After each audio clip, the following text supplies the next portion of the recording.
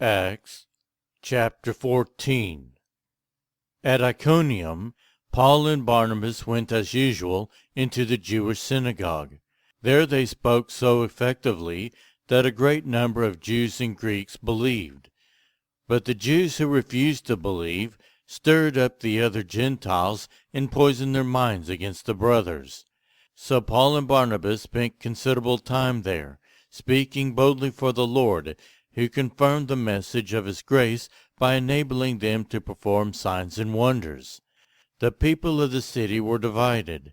Some sided with the Jews, others with the apostles. There was a plot afoot among both Gentiles and Jews, together with their leaders, to mistreat them and stone them.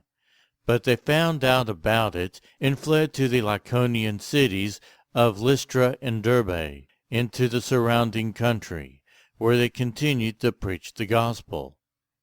In Lystra there sat a man who was lame. He had been that way from birth and had never walked. He listened to Paul as he was speaking. Paul looked directly at him, saw that he had faith to be healed, and called out, "Stand up on your feet." At that, the man jumped up and began to walk. When the crowd saw what Paul had done, they shouted in the Lycaonian language, "The gods have come down to us in human form." Barnabas they called Zeus, and Paul they called Hermes, because he was the chief speaker. The priest of Zeus, whose temple was just outside the city, brought bulls and wreaths to the city gates, because he and the crowd wanted to offer sacrifices to them. But when the apostles Barnabas and Paul heard of this, they tore their clothes and rushed out into the crowd, shouting, "Friends, why are you doing this? We too are only human, like you. We are bringing you good news, telling you to turn from these worthless things to the living God, who made the heavens and the earth and the sea and everything in them.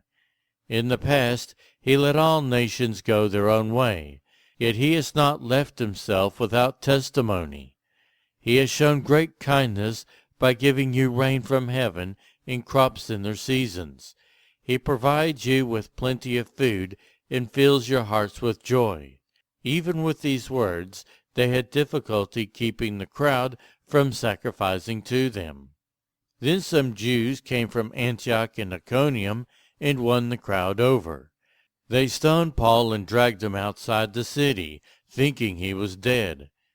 But after the disciples had gathered around him, he got up and went back into the city. The next day he and Barnabas left for Derbe. They preached the gospel in that city and won a large number of disciples. Then they returned to Lystra, Iconium, and Antioch, strengthening the disciples and encouraging them to remain true to the faith. "We must go through many hardships to enter the kingdom of God," they said. Paul and Barnabas appointed elders for them in each church, and, with prayer and fasting, committed them to the Lord, in whom they had put their trust. After going through Pisidia, they came into Pamphylia, and when they had preached the word in Perga, they went down into Attalia. From Attalia they sailed back to Antioch, where they had been committed to the grace of God for the work they had now completed. On arriving there, they gathered the church together and reported all that God had done through them, and how he had opened a door of faith to the Gentiles. And they stayed there a long time with the disciples.